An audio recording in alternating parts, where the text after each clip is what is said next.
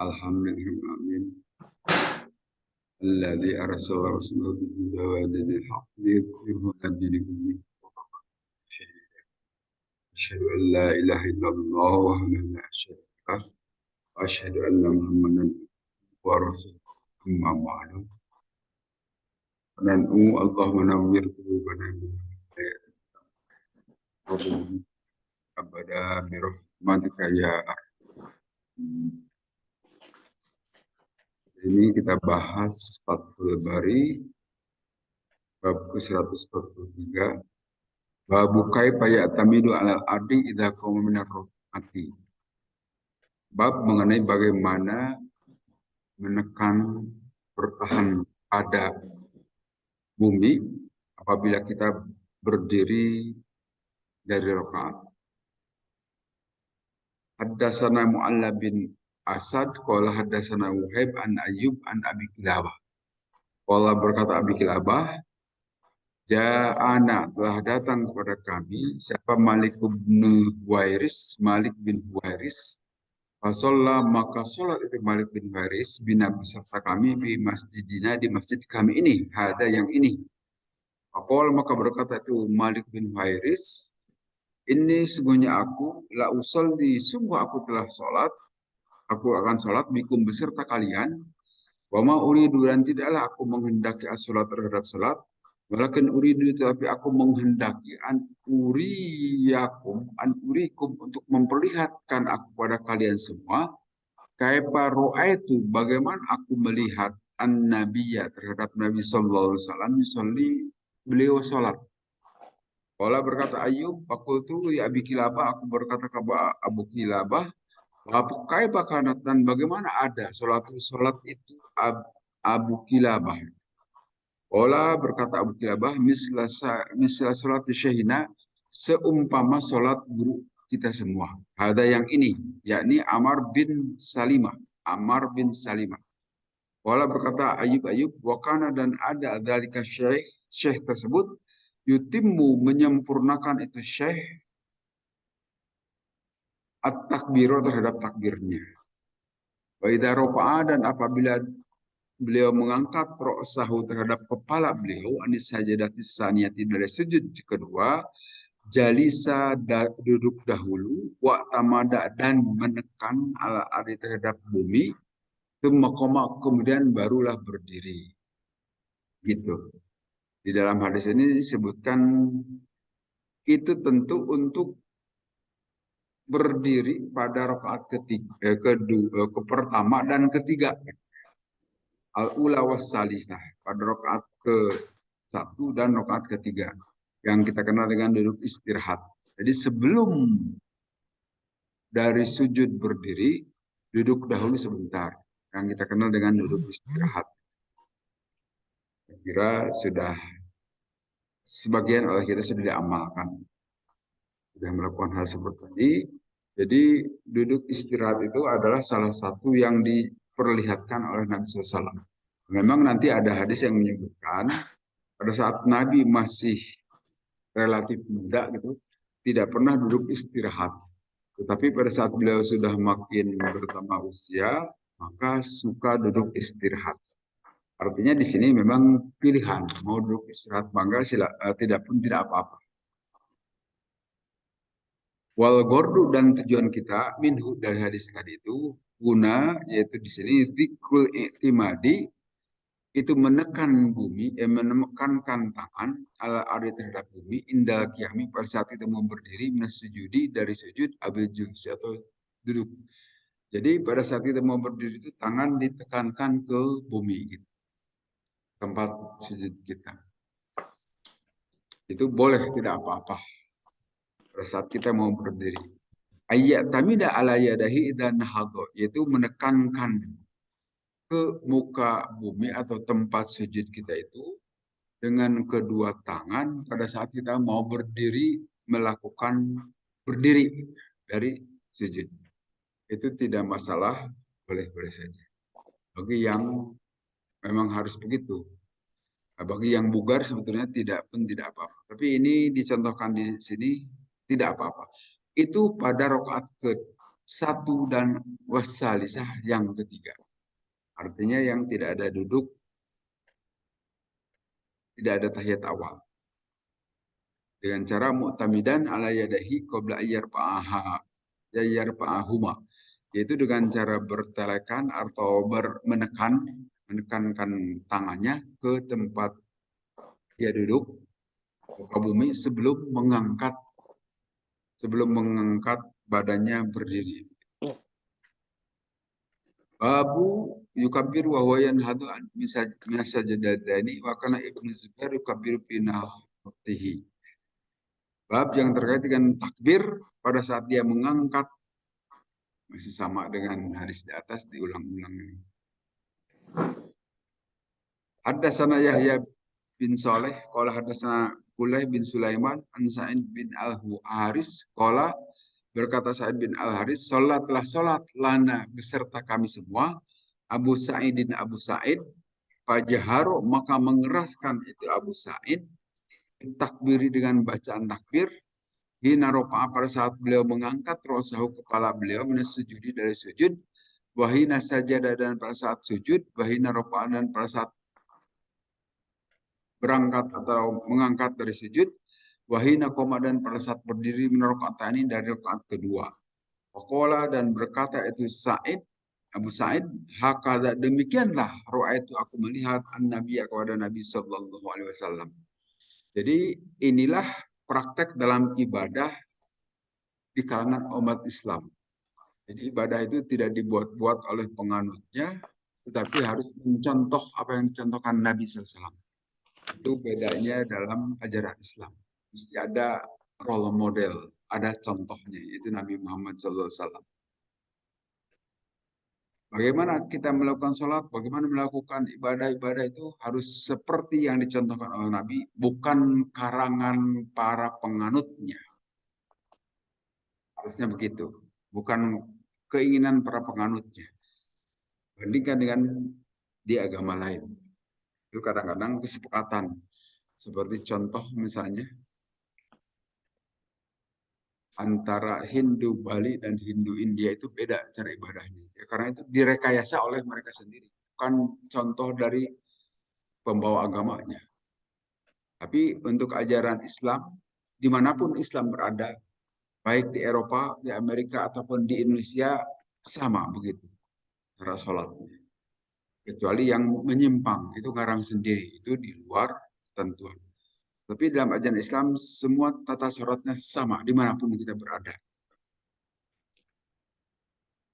Kemudian di hadis berikutnya, Haddasan Sulaiman bin Harb, qala haddatsana Hamad bin Zaid, qala haddatsana Ghailan bin Jarir, an Mutarrab, qala, berkata Mutarrab, sholat itu aku telah sholat, anak aku ini, wa Imron, dan Imron, sholatan satu sholatan, khalfa Ali bin Abi Thalibin, di belakang Ali bin Abi Thalib radhiyallahu anhu.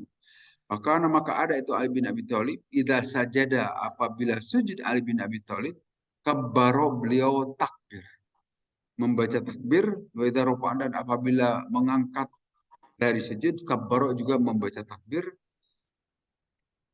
wa idza nahadu, dan juga apabila bangkit beliau min ini dari dua rakaat, dari sujud atau dari duduk iftirash, kabbaro, juga membaca takbir. Falamma sallama, maka pada saat salam, akhoda, mengambil itu Ali bin Abi Thalib Imron di Falamma akhoda, maka pada saat salam, akhoda, mengambil Imron biyadi, terhadap kedua tanganku.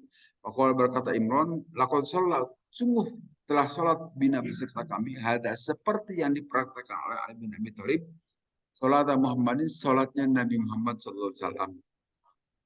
Atau dia berkata, lakod zakaroni, sungguh telah mengingatkan Ali bin Abi Thalib kepadaku, hada, dengan cara sholat ini, sholat Muhammadin, sholatnya Nabi Muhammad SAW. Jadi itu yang menjadi patokan para sahabat, bagaimana tata cara sholat harus mengikuti contoh Nabi.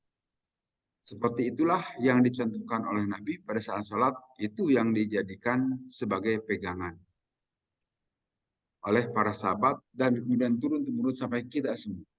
Jadi kita melakukan sholat ini adalah seperti yang dicontohkan oleh Nabi Muhammad SAW. Wa wajhuhu ba'du atba'ihi bi anna takbira iftitah yaqum ba'da qiyam bayan bagi ayyakuna hadhihi nadiru min anna salata furidat awalan raka'ataini. Nah, ini menyatakan bahwa para sahabat mengikuti takbir iftitah. Takbir iftitah itu takbiratul ihram, takbir pertama, itu dilakukan setelah kita berdiri. Berdiri sempurna, barulah takbiratul ihram. Artinya jangan sampai takbiratul ihram saat kita masih berjalan masuk dari pintu masjid menuju saf.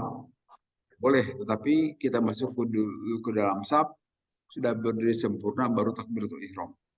Karena bisa jadi orang itu takut ketinggalan sholat berjamaah, begitu masuk ke dalam ruang masjid langsung takbiratul ihram. Seperti yang disebutkan dalam hadis-hadis sebelumnya, tidak boleh seperti itu.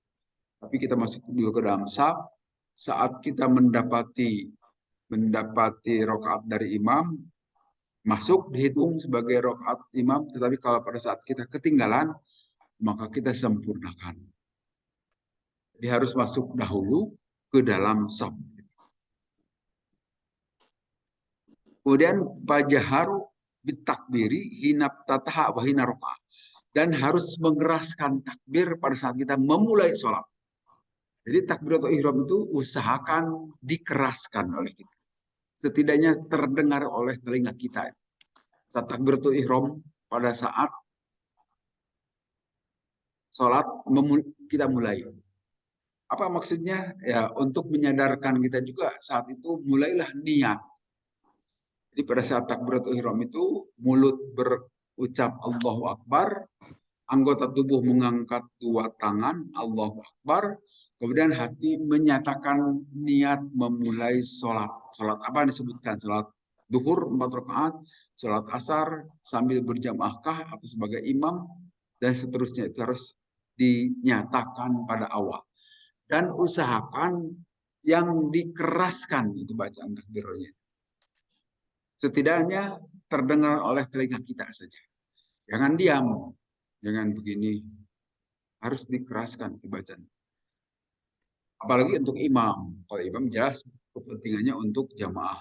Nah, untuk kita sendiri juga setidaknya ucapkan terdengar oleh diri kita. Ini begini yang dicontohkan atau yang dijelaskan oleh para ulama. Fajaharo maka mengeraskan bitakbiri dengan bacaan takbir hinaf tataha pada saat dia memulai sholat wahina rokaat dan pada dia melakukan ruku. Jadi sekali lagi keraskan takbir pertama, takbiratul ihram. Setidaknya terdengar oleh telinga kita sendiri. Hakada demikianlah yusolli Nabi Sallallahu Alaihi Wasallam sholat. Jadi ini berdasarkan contoh dari Nabi.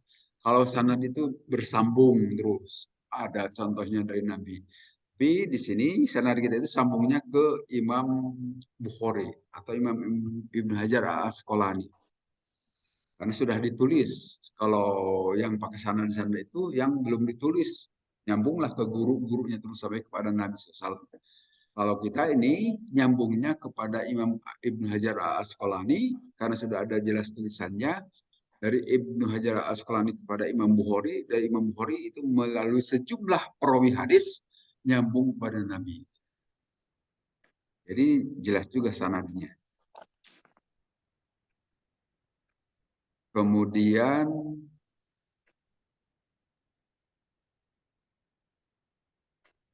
kita lihat hadis berikutnya. Oh, ini berkaitan dengan at-tarabbu. Fakultu inna katab aludalik. Aku berkata sesungguhnya engkau mengerjakan sholat itu dengan tarabbu. Tarabbu itu bersila, duduk sambil sila. Ikhtalafu fi tarabbu fi nafilah wa fi fardhah lil marid. Para ulama berbeda pendapat dalam sholat dengan cara duduk sila untuk sholat sunnah dan juga pada saat sholat fardu lil maridi bagi orang yang sakit. Bolehkah? Berbeda pendapat. Ada yang menyatakan duduknya sambil sila atau duduk iftirosh, duduk simpuh. Itu berbeda-beda pendapat para ulama. Wa mas sahihu, ada yang sahih itu pada ya juju, maka tidak bolehlah kepada orang yang sakit atau robu untuk melakukan sholat dengan cara sila fil faridah pada saat sholat fardu bi ijma'il ulama dengan ijma' ulama. Jadi kalau duduk sila itu untuk melakukan sholat sunnah boleh saja. Tapi kalau sholat fardu harus duduk iftirash atau sekarang itu di atas kursi. Itu ijtihad baru di atas kursi itu sebetulnya. Zaman Nabi tidak ada ijtihad Masjidil Haram. Dibawa oleh jamaah haji dan dipraktekkan juga oleh kaum muslimin sekarang.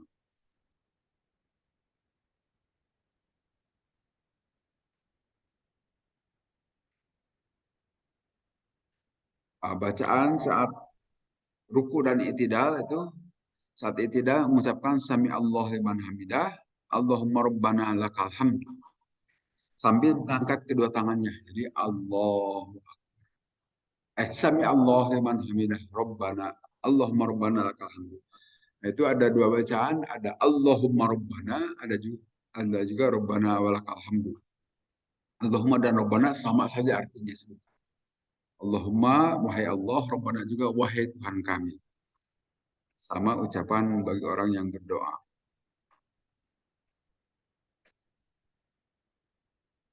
Kemudian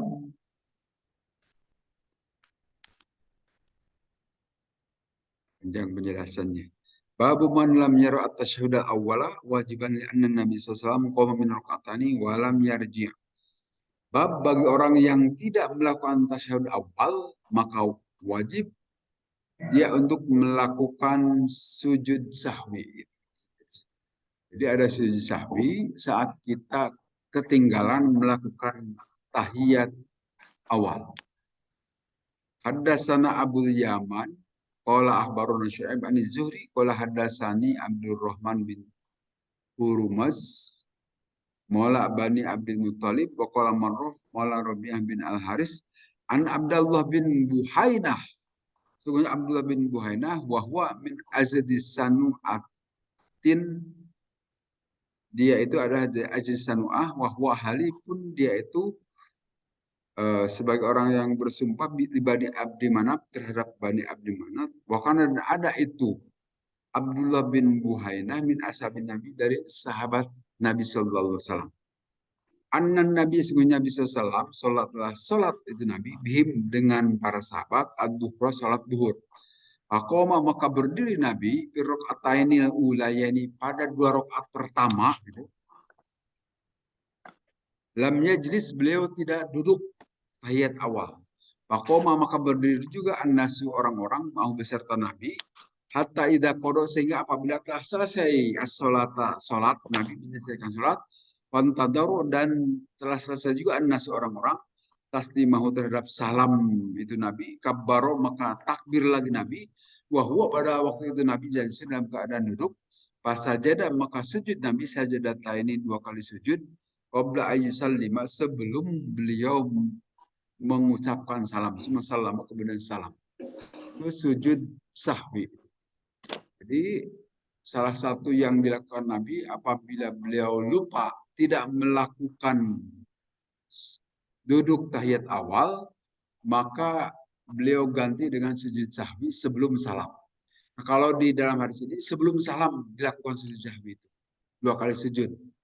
Tapi dari selain karena ingatnya setelah salam juga boleh dilakukan sujud sahwi setelah salam bisa juga. Artinya tidak perlu diulang lagi sholatnya.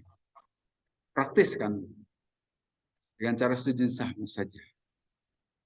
Termasuk misalnya begini, kita sudah lama ini sholat, tetapi baru ingat, oh tadi tidak duduk tahiyat awal, ya sujud sahwi saja satu. Tidak perlu ngulang sholatnya lagi. Cukup dengan sujud sahwi, apakah di dalam sholat, sebelum salam, atau setelah salam pun boleh, tidak masalah. Itu yang diperhatikan oleh Nabi, yang dilihat oleh para sahabat, dan diberitakan kepada kita. Contoh beliau Sallallahu Alaihi Wasallam. Kemudian bab tasyahudi fil ula. Bab tasyahud pada saat permulaan salat. Haddasan Qutaibah bin Sa'id qala haddatsana Bakar an Ja'far bin Rabi' anil A'raj an Abdullah bin Malik bin Buhainah. Qala berkata Abdullah bin Malik, masih sama. Sholat telah sholat bina beserta kami semua. Siapa Rasulullah SAW. Ad-duhra sholat duhur. Pakoma maka beliau berdiri wa alaihi pada seharusnya Nabi itu julusun duduk tahiyat awal. Kalau makana maka pada saat ada Nabi di akhir sholat di akhir sholatnya sajadah beliau sujud sajadah ini dua kali sujudan wahwa dan beliau saat itu sajalisun sambil duduk. Ini sama dengan berita yang disampaikan di atas. Hanya rawinya yang berbeda, beritanya sama. Ini menguatkan kepada kita, silahkan sujud sahwi, sujud untuk menambal kelupaan kita, tidak melakukan tahiyat awal. Kita tahu tahiyat awal itu adalah sunnah abad. Sunnah abad itu sunnah yang apabila ditinggalkan harus diganti dengan sujud sahwi. Nah, sebetulnya nanti para ulama masukkan sunnah abad itu adalah baca kunut subuh itu. Bagi yang suka baca kunut subuh itu sunat abad. Kalau tidak baca kunut harus sujud tilawah sebetulnya. Tapi karena di kita ini tidak melakukan kunut, maka ya tidak apa-apa, tidak sujud tilawah. Tapi bagi mereka yang mengamalkan itu harus diganti dengan sujud tilawah. Kalau ketinggalan rukun, ya kalau ketinggalan rukun itu harus diulang sholat. Nah, berhubung di sini yang ketinggalan itu sunnah abad, maka tidak perlu ngulang. Haddatsana Abu Nuaim qala haddatsana Al-Amash an Syakik bin Salimah qala berkata Syakik bin Salimah qala berkata Abdullah kunna ada kami semua para sahabat idza shallaina apabila salat kami semua khalfan Nabi di belakang Nabi sallallahu alaihi wasallam kunna berkata Assalamu ala Jibril wa Mikaila. Keselamatan untuk mereka Jibril dan Mikail. Assalamu ala pulanin wa pulanin. Keselamatan semoga Allah limpahkan kepada pulan dan pulan. Paltapaita paltapata maka melihat siapa ilaina kepada kami semua siapa Rasulullah SAW. Faqala maka beliau bersabda Inna Allah sungguhnya Allah itu huwa Allah itu assalam sumber keselamatan. Idza shalla maka apabila salat siapa hadukum salah seorang di antara kalian falyakul maka hendaklah mengucapkan orang yang salat itu at-tahiyyatu lillahi wassalawatu wathayyibat. Tahiyat itu assalamu alayka ayyuhan nabi wa rahmatullahi wa barakatuh. Assalamu alayna wa ala ibadillahi sholihin. Innakum karena sungguhnya kalian idza qultumuha apabila kalian sebab mengucapkan ucapan itu asobat maka sampai kul abdin kepada setiap hamba lillahi karena Allah solihin kepada hamba yang soleh bisa baik di langit wal ardi dan yang di bumi itu kena doa. Kemudian lanjutkan bacanya asyhadu alla ilaha illallah wa asyhadu anna muhammadan abduhu wa rasuluh. Ini bacaan tahiyat sebetulnya. Yang biasa kita amalkan kalau dahulu sebelum ada bacaan tahiyat yang diajarkan oleh Nabi, para sahabat suka mengucapkan Assalamu ala Jibril wa Mikaila. Keselamatan untuk malaikat Jibril dan Mikail. Assalamu ala pulanin wa pulanin. Keselamatan sebutkan nama orangnya itu. Nah, setelah itu Nabi SAW mengajarkan kepada para sahabat, sudah jangan mengucapkan itu lagi, ucapkanlah tahiyat yang biasa kita amalkan. Kita tahu juga tahiyat ini sesungguhnya tahiyat itu penghormatan. Penghormatan ini adalah cerita lainnya yang terjadi pada malam Isra Mi'raj. At-tahiyyatu lillahi wassalawatu wattayyibat. Saat Nabi menghadap Allah, beliau ini yang beliau ucapkan. At-tahiyyatu lillahi wassalawatu. Atau nanti ada juga yang meriwayatkan at-tahiyyatul mubarakatus salawatu thayyibatu lillah. Itu sama saja. Tapi ini versi lain. At-tahiyyatu lillahi. Keselamatan, kehormatan sesungguhnya hanya milik Allah. wassalawatu dan salawat, wattaibatu dan juga kebaikan-kebaikan. Nah, kemudian dijawab oleh Allah, Assalamu alayka ayyuhan nabiyyu. Keselamatan bagimu wahai Nabi Muhammad SAW. Warahmatullahi wabarakatuh. Dan semoga rahmat dan keberkahan Allah dilimpahkan kepadamu. Kemudian Nabi menjawab lagi, Assalamu alayna wa ala ibadillahi sholihin.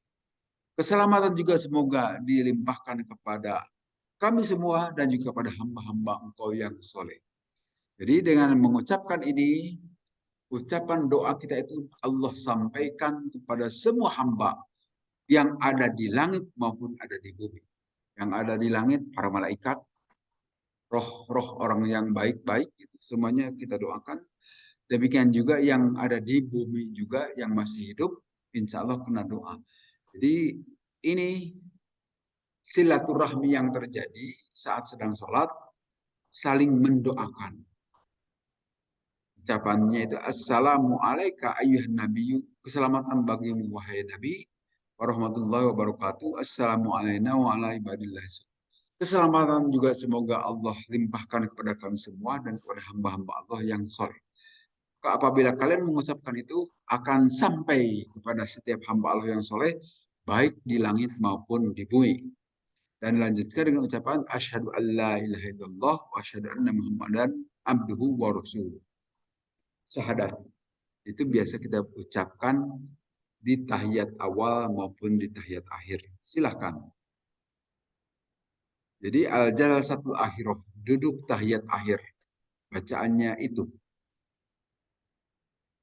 Lianna tasyahuda la yakunu ba'da salam. Tasyahud itu harus diucapkan sebelum salam. Jadi tasyahud itu qablas salam. Ya, seperti yang sudah biasa kita praktekkan, toh contohnya dari Nabi memang begitu. Kemudian ada ucapan Assalamu ala Allahi min ibadi. Assalam keselamatan dari Allah kepada hamba-hamba Allah. Assalamu alayna wa ala ibadillahi sholihin. Itu yang ganti pada saat kita mendoakan nama-nama orang tertentu. Tidak perlu disebutkan lagi nama-nama khusus, tapi diumumkan kepada semua kaum muslimin yang baik-baik, baik berada di muka bumi ini maupun di langit, gitu disebutkan. Assalamu alayna wa ala ibadillahi sholihin. Kemudian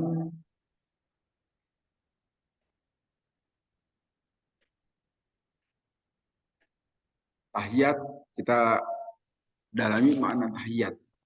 At-tahiyat itu maknanya bermacam-macam di sini. Dimaksudkan adalah keselamatan. At-tahiyat itu dengan assalam. Semoga keselamatan. Keselamatan itu sumbernya dari Allah. At-tahiyatu lillahi. Seluruh hormat, seluruh puji, seluruh keselamatan hanyalah berasal dari Allah. Al-Baqo yang terus-terusan. Al-Adomah dan juga agung. Assalamah keselamatan minal apati dari hama-hama dan sebagainya. Wanaqsi dan juga dari kekurangan. Wakila al-mulku juga kerajaan itu hanyalah milik Allah. Jadi pernyataan itu seperti itu. At-tahiyatu seluruh pujian, seluruh kehormatan, seluruh keselamatan semuanya lillahi hanyalah milik Allah.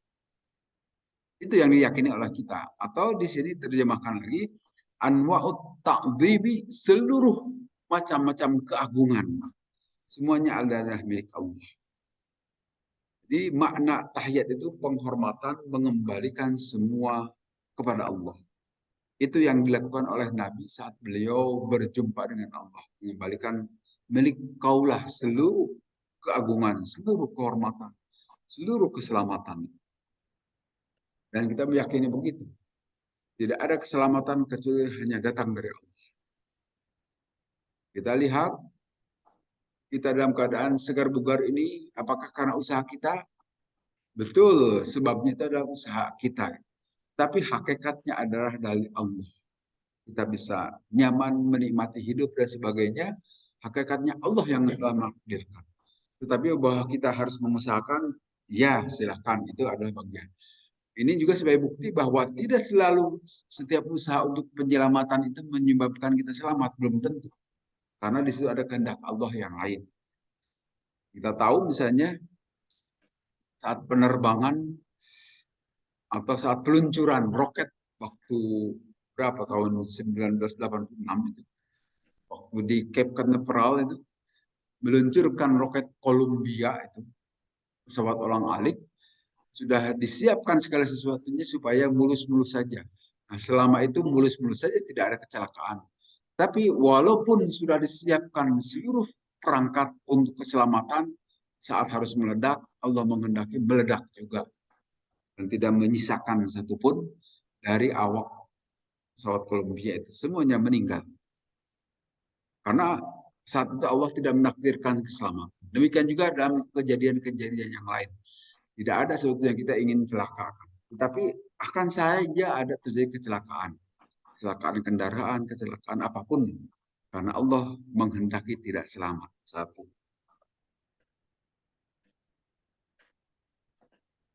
Itu penjelasan di sini kata-kata at-thayyibat. Kalau tadi at-tahiyat seluruh pujian, sekarang at-thayyibat itu ada segala yang baik.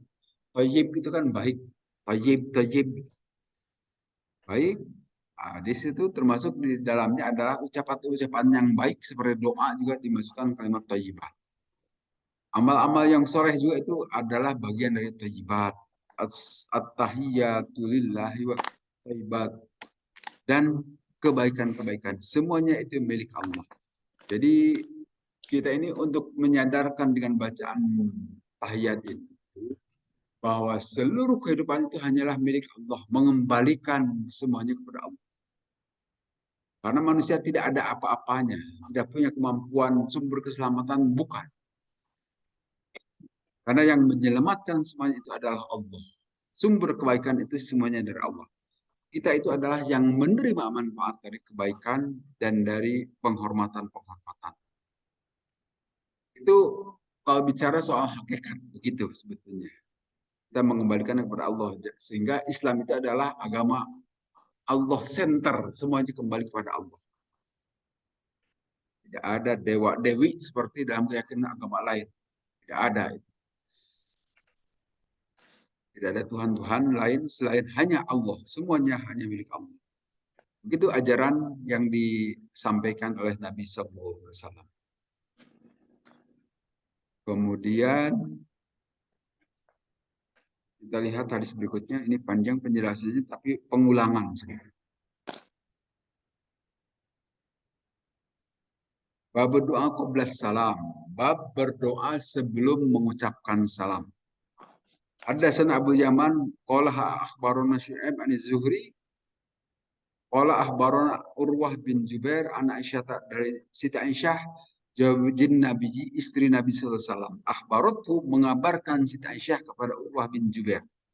Anna Rasulullah sungguhnya Rasulullah SAW karena ada Rasulullah yang berdoa Nabi di sholat pada saat sholatnya itu dengan doa Allahumma inni ya Allah sungguhnya aku a'udzu meminta perlindungan kepadamu bika kepadamu bin adabil qabri dari siksaan kubur wa a'udzu bika dan aku melindungkan diriku kepadamu min fitnatil masih dari fitnah al-masih ad-dajjal itu dajjal wa a'udzubika dan aku melindungkan diri kepadamu min fitnatil mahya dari fitnah kehidupan wa min fitnatil mamat dan dari fitnah kematian. Allahumma wahai Allah ini sesungguhnya aku a'udzubika melindungkan diri kepadamu minal ma'sami dari tempat dosa wal maghrami dan dari hutang. Qala kemudian Nabi berkata lahu kepada Nabi qailun seorang yang berkata ma'aksaro ma tasta'idu minal maghrib. Loh kenapa Nabi minta perlindungan dari hutang? Akola maka berkata itu perawi hadis, innar rajula semuanya seseorang ida gorima apabila telah berhutang haddasa suka banyak bicara. Pakadaba maka berbohong. Wa ada dan berjanji paklapa kemudian dia menyalahi janjinya itu. Jadi ini hadis meriwayatkan dari Siti Aisyah perihal doa yang biasa kita ucapkan sebelum salam. Allahumma inni a'udzubika min adzabil qabri. Itu yang pertama. Wahai Allah, aku memohon perlindungan kepadamu dari siksa kubur. Nah, berdasarkan dari sini ada itu siksa kubur itu. Ada siksa kubur itu. Dan nikmat kubur jelas juga ada. Karena apa? Ini untuk menepis keyakinan orang yang tidak meyakini adanya siksa kubur dan nikmat kubur. Di kuburan itu adalah tempat peristirahatan terakhir katanya. Bukan istirahat itu. Di kuburan itu. Kalau orang yang baik-baik saja menikmati apa yang telah dia lakukan selama di dunia ini, tapi bagi orang yang durhaka itu memulai persoalan baru sebetulnya yang abadi di sana. Tidak bisa kembali ke dunia. Dan tidak ada konsep reinkarnasi di dalam ajaran Islam.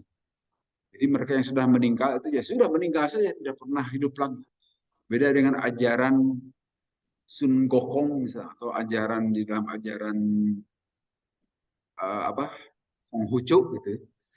Itu ada ajaran reinkarnasi di situ. Manusia yang bisa dikutuk menjadi binatang, tapi bisa jadi binatang lagi. Seperti kita tonton dalam film Sun Gokong, ada yang berbentuk babi itu. Itu sebetulnya manusia terkutuk, diubah menjadi babi. Nah, kemudian nanti suatu waktu dia bisa berubah lagi jadi manusia. Nah, dalam ajaran Islam tidak begitu. Kalau sudah mati ya sudah mati saja tetap sebagai manusia dan nanti akan dipertanggungjawabkan saat dibangkitkan. Nah, dalam ajaran Islam itu seperti itu. Kalau kita mati dari sekarang memohon pertolongan kepada Allah supaya dilindungi dari siksaan kubur. Artinya siksa kubur itu ada. Harus diyakini. Ini doa Nabi ini. Hadis sahih ini. Walaupun kita belum pernah merasakan seperti apa siksa kubur, tapi dari doa yang diucapkan Nabi itu ada siksa kubur. Intinya ini, bagi mereka yang tidak meyakini, ya biarkan saja nanti dibalas dengan disiksa kuburnya. Demikian juga permohonan kepada Allah itu minta perlindungan dari fitnah Masih Dajjal. Al-Masih itu yang berkeliaran, yang melakukan pengelanaan kemana-mana itu. Orang itu yang kita yakini akan datang di akhir zaman nanti. Ad-Dajjal. Dajjal itu akan datang kepada kita dan dari sinilah kita juga mohon perlindungan supaya tidak sampai berjumpa. Karena seperti pernah kita kaji pada sejumlah hadis di Riyadhus Shalihin, Dajjal itu demikian mempesona. Bisa mengubah keimanan orang dan kita juga bisa saya berubah. Jadi beriman kepada Dajjal, tukang sihir itu Dajjal itu bisa kalau katakanlah menghendaki terjadi emas dari batu yang ada di depan dia itu bisa jadi itu emas. Nah, kalau dalam keadaan demikian, maka siapa yang tidak tersihir? Sehingga kita jadi percaya dia itu orang sakti mandraguna. Padahal kita ini mudah terpesona. Manusia itu mudah terperdaya dengan apa yang kita lihat sehari-hari. Dengan keajaiban-keajaiban, maka kita akan mudah percaya sehingga bisa saja mengubah keimanan kepada Allah yang Allah itu tidak kita lihat gitu. Kemudian kita sekarang melihat Ad-Dajjal yang demikian sakti mandraguna bisa mengubah batu jadi emas, masa kita tidak percaya. Nah, oleh karena itu semoga kita tidak dipertemukan dengan Dajjal. Karena kalau bertemu begitu bisa mengubah keimanan kita. Maka setiap sholat kita mohon kepada Allah, ya Allah, supaya tidak pernah bertemu dengan Dajjal. Karena bisa merusak kepada kita. Itu yang disampaikan doanya pada saat kita tahiyat akhir. Demikian juga wa'audzubika min fitnatil mahya dan memohon perlindungan kepada Allah dari fitnah kehidupan. Banyak fitnah kehidupan itu ya beragam. Bisa kelaparan, bisa juga fitnah-fitnah yang lain, tuduhan, fitnah di sini tuduhan, sehingga kita harus katakanlah seperti cerita sekarang itu Pak. Barangkali kita sudah tahu Ferdi Sambo kan ya. Ferdi Sambo, kita mengikuti beritanya. Itu siapa tahu menyangka bahwa pada tanggal 8 Juli tahun 2022 dia akan melakukan perbuatan yang menjungkir balikkan nasib dia. Kan kita tidak tahu, atau dia sendiri tidak menyadari. Tapi kalau Allah berkehendak bisa terjadi.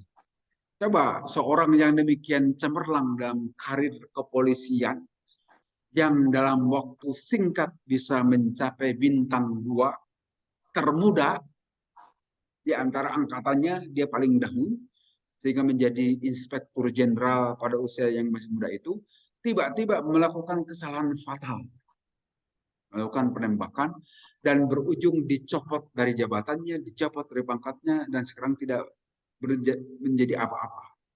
Rakyat biasa bahkan harus dihukum seumur hidup, dituntut. Belum tentu nanti putusan hakim itu berapa tahun. Nah, itu artinya fitnah kehidupan itu contohnya seperti itu saja. Jangan sampai kita yang sudah syahadat, kita yang sudah mengakui kemahasan Allah, bisa saja satu waktu kita menjadi murtad. Kan itu juga sama membalikkan kehidupan kita. Jangan sampai menjelang kita mati jadi murtad. Nah, kalau sudah murtad, calon penghuni neraka seumur-umur abadi. Nah, itu adalah salah satu fitnah kehidupan karena kita mengikuti ajakan-ajakan orang yang menyesatkan kita. Mungkinkah kita tersesat? Mungkin saja, masih terbuka sampai saat ini juga. Maka karena itu, fitnah hidup itu minta perlindungan kepada Allah supaya kita dijauhkan dari fitnah. Itu yang ekstrim lah gitu ya. Yang ekstrim, fitnah kehidupan seperti itu. Mengubah dari hidayah yang telah datang kepada kita menjadi orang yang jauh dari hidayah atau bertolak belakang. Adakah itu kejadian? Banyak. Orang Timur Tengah, orang Arab sendiri ada yang seperti itu. Yang dahulunya giat menjalankan agama, mengenal Al-Quran, mengenal hadis, tapi menjelang kehidupannya menjadi ateis. The Syekh Qasim, orang Saudi Arabia, orang Timur Tengah, menjadi murtad, bahkan menjadi ateis. Padahal tadinya mengerti Al-Quran, mengerti hadis Nabi, tetapi dengan berbagai macam alasan menjadi jauh dari itu. Mungkinkah? Sangat mungkin. Oleh karena itu, mohonlah terus supaya kita dijauhkan dari fitnah kematian. Dan dari wafitnatil mamati, dari fitnah kematian. Nah, fitnah kematian itu mungkinkah terjadi? Sangat mungkin itu. Menjelang kita sakaratul maut itu. Nah, saat sakaratul maut yang datang itu bukan sekedar malaikat, tapi setan juga datang. Hati-hati itu. Bisa bisa membelokkan keyakinan kita saat kita sedang sakaratul maut. Maka kita punya doa tersendiri kan, doa selamat. Kita mohon diselamatkan oleh Allah saat sakaratul maut. Oleh karena itu, kalau mau sakaratul maut, sebaiknya kita mohon kepada Allah supaya dilingkungi orang-orang baik yang mengingatkan, yang mentalkinkan kita terhadap kemahasaan Allah. Karena kata Nabi, man qala akhiru kalamihi la ilaha illallah dakhala jannah. Siapa orang yang akhir ucapannya itu adalah kalimat la ilaha illallah, dijamin pasti masuk surga. Nah, yang jadi masalah saat kita sedang sakit, kita sakaratul maut, katakanlah, adakah yang mendampingi kita saat sakaratul maut sehingga kita diingatkan dengan kalimat la ilaha illallah? Kalau ada, syukur. Tapi kalau tidak ada, itu hati-hati, di dalamnya ada setan juga. Saat kita sakaratul maut itu dampingi setan yang mengajak, mengucapkan, menjauhkan diri kita dari la ilaha illallah. Jadi kalimat la ilaha itu memang sederhana, gampang diucapkan oleh orang kafir saat ini juga, gampang diucapkan saat kita sedang sehat begini. Tapi saat sakaratul maut belum tentu. Oleh karena itu, kalau kita mohon kepada Allah, sakaratul maut itu bisa mengucapkan itu. Maka usahakan hindari mati di tempat-tempat yang jauh dari la ilaha illallah. Seperti di rumah sakit. Kalau kira-kira rumah sakitnya itu, atau kita sakit dalam keadaan sakit yang sangat payah, usahakan jangan dimasukkan ke rumah sakit yang bukan Islam. Karena seperti rumah sakit Kristen itu sengaja ikut mendampingi para sakaratul maut dan diingatkan dengan penyesatan. Saya kira banyak cerita ini. Oleh karena itu sekali lagi, kita juga masih gandrung untuk masuk ke rumah sakit seperti itu. Memang sih unggul, memang sih bagus pelayanannya. Tetapi kalau itu terjadi sakaratul maut dan kita keluarganya tidak mendampingi, dan biasanya kalau masuk di ICU itu tidak boleh didampingi keluarga, siapa yang mendampingi mereka itulah. Nah itu setan-setan bungkelekan itu, Pak. Bisa mengakibatkan kita jauh dari la ilaha illallah. Padahal itu adalah fitnah kematian yang selalu kita mohonkan kepada Allah supaya kita dijauhkan dari fitnah kematian. Supaya saat kita melepas nyawa itu, ucapan kita itu la ilaha illallah. Bagaimana mungkin bisa mengucapkan la ilaha illallah apabila dikerubungi oleh setan-setan yang mengganggu kita. Jadi sebaiknya kita sakaratul maut di lingkungan yang baik. Karena itu terpengaruh lingkungan. Itu yang maksud fitnah kematian. Tapi sekali lagi, kita tiap hari memohon kepada Allah dijauhkan dari fitnah kematian. Tapi saat sakit keras, dimasukkan ke rumah sakit sembarangan. Hati-hati ini. Kemudian juga kita memohon kepada Allah minal ma'sam, dari dosa. Wal magrom, dan juga dari hutang. Nah, ini sekali lagi persoalan hutang. Mohon kepada Allah, ya Allah, memang berhutang itu tidak salah. Silahkan saja, baik-baik saja. Apabila saat berhutang diniatkan akan saya lunasi. Jangan sampai saat berhutang itu, suka-suka saya saja kapan melunasinya. Kalau saya mampu dikembalikan, kalau tidak, itu jangan, tidak boleh seperti itu. Tapi niatkan untuk dilunasi. Bahwa nanti sebelum melunasi kita keburu meninggal, nah itu seharusnya keluarganya yang melunasi.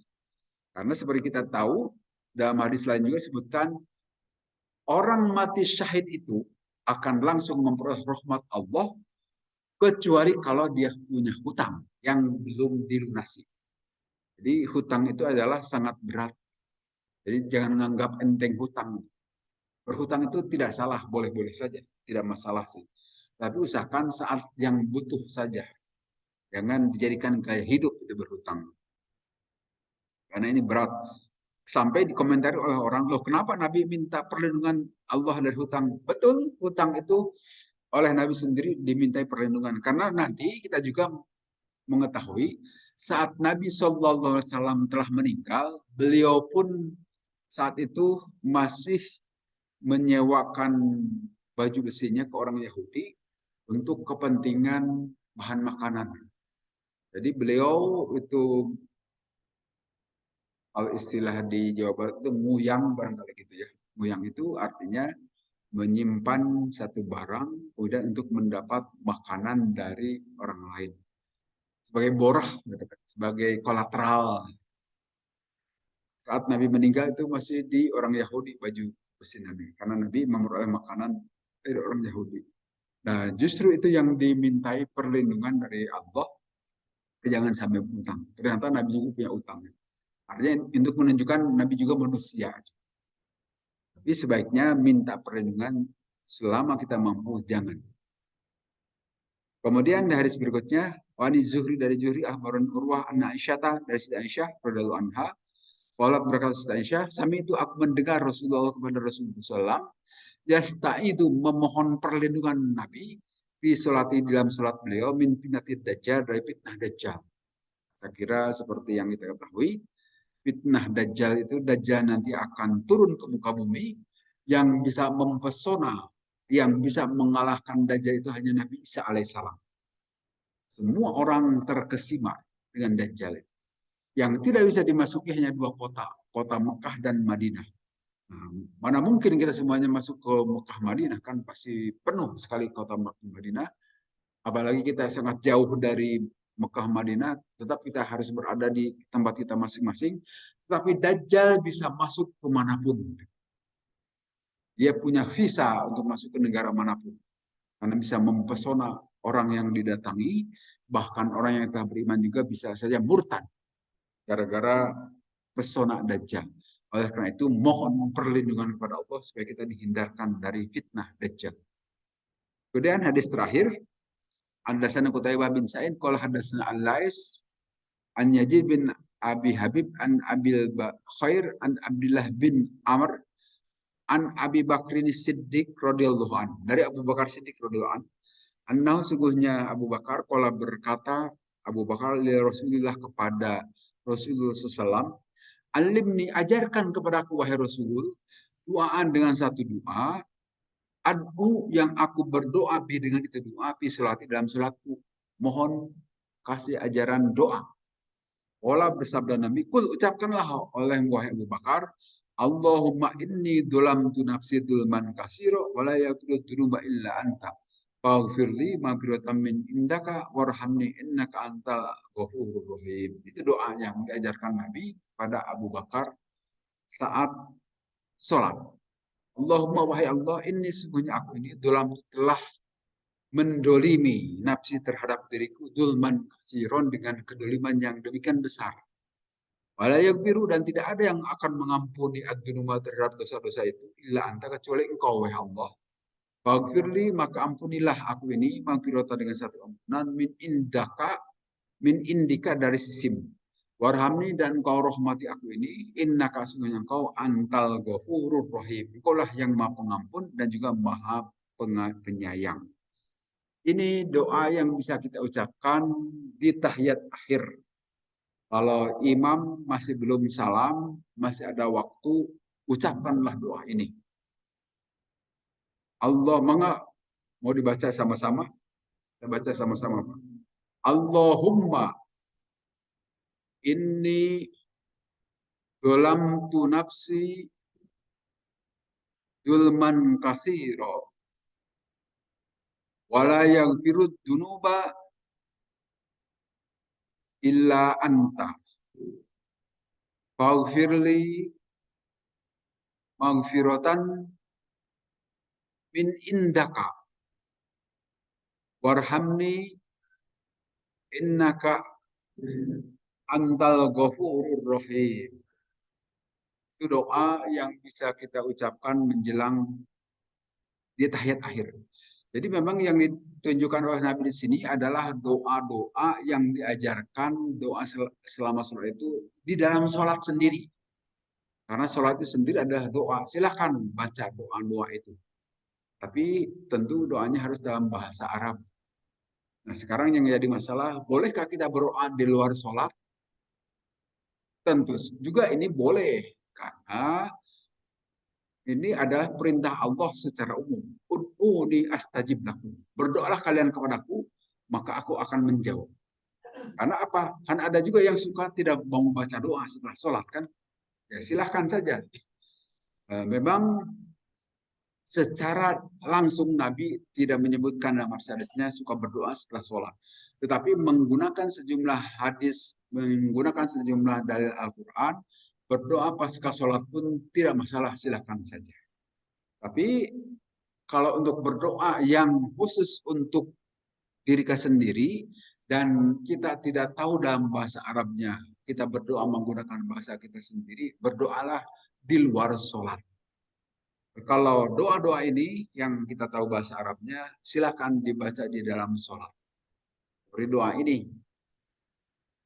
Kalau setelah sholat kan bisa saja kita berdoa menggunakan bahasa kita sendiri, boleh. Kalau dalam sholat harus doa yang diajarkan oleh Nabi SAW. Itu ba'da tasyahud, setelah kita tasyahud, silakan berdoa. Yaqtadi al-amru bihadza du'ai bis sholati min ghairi ta'yini mahallihi. Nah, itu sebetulnya doa itu diajarkan oleh Nabi, silakan pada saat sholat. Tapi yang dilakukan di sini adalah yang diajarkan oleh Nabi saat sujud dan tasyahud. Jadi silakan berdoa saat kita sedang sujud ataupun tasyahud. Nah, yang diajarkan di sini adalah saat tasyahud, tasyahud akhir.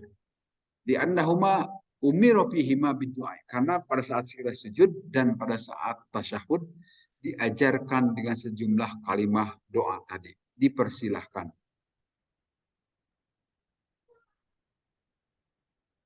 Soal fitnah tadi itu adalah ujian. Seperti kita ketahui, fitnah yang kita mohonkan kepada Allah dijauhkan dari fitnah Dajjal, masih Dajjal maupun fitnah hidup dan kematian.